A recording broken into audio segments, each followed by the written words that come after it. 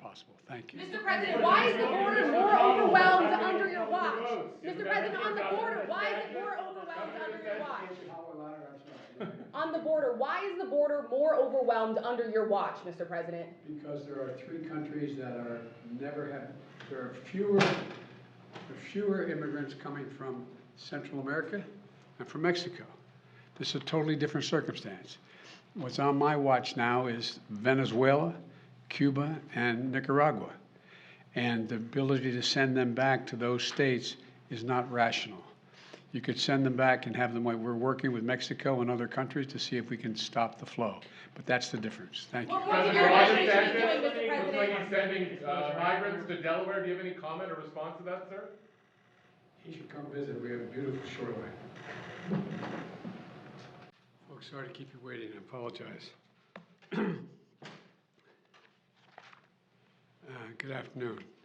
I'm about to head to New York for the annual UN General Assembly meeting. I have a number of meetings while I'm there.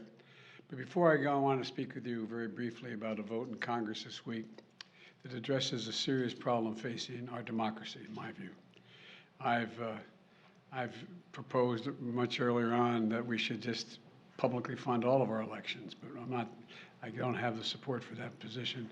But there's a second position that is very good, and that is the role of money in politics and how we can begin to solve that problem.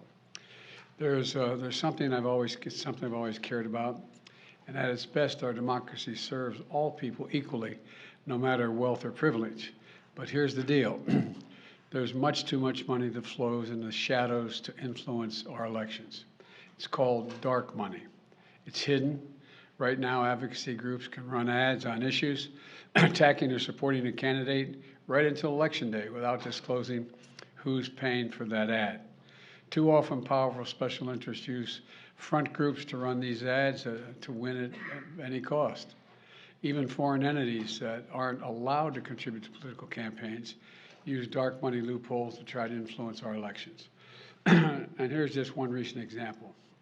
A conservative activist who spent, as was his right, decades working to put enough conservative justice on the Supreme Court to overturn Roe v. Wade, now has access to $1.6 billion in dark money to do more damage and, from our perspective, and restrict more freedoms.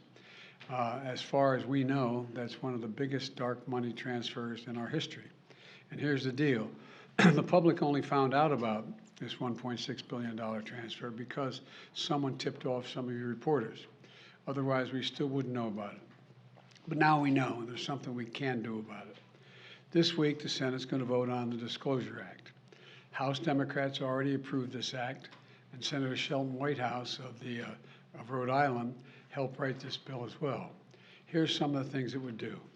Advocacy groups that run ads to influence elections would have to disclose any contribution above $10,000 that they receive.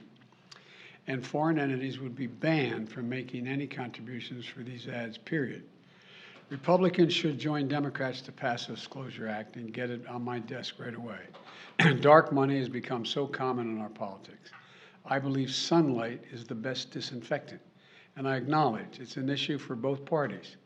But here's the key difference. Democrats in the Congress support more openness and accountability. Republicans in Congress so far don't. I hope they'll come around.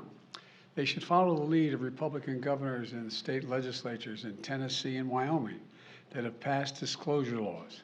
Let's remember, getting dark money out of our politics has been a bipartisan issue in the past.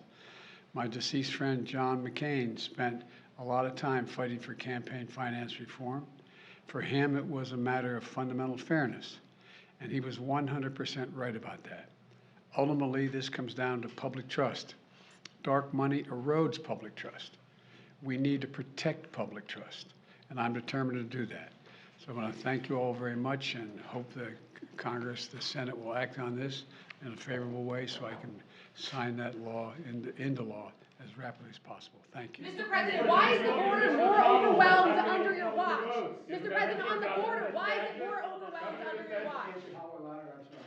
On the border, why is the border more overwhelmed under your watch, Mr. President? Because there are 3 countries that there are fewer immigrants coming from Central America and from Mexico.